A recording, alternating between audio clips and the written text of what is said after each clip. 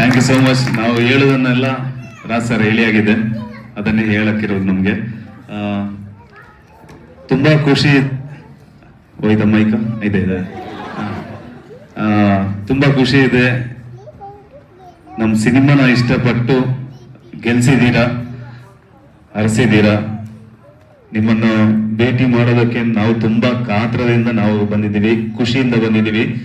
Thank you so much. ಹೊರಗಡೆ ಸಿಗೋಣ. ನಮ್ ರವ್ಯನ ಮಾತಾಡ್ತಾರೆ.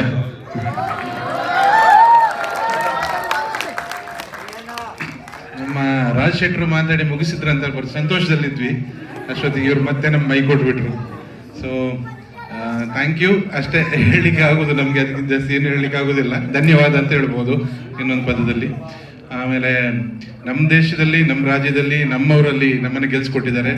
ಹೊರ ದೇಶದಲ್ಲೂ ನಮ್ಮವ್ರು ನಮ್ಮನ್ನು ಮತ್ತೆ ಗೆಲ್ಸ್ಕೊಟ್ಟಿದ್ದಾರೆ. ಅದಕ್ಕೋಸ್ಕರ ತುಂಬ ಥ್ಯಾಂಕ್ ಯು ಸೋ ಮಚ್. ಅದು ಮೈಕ್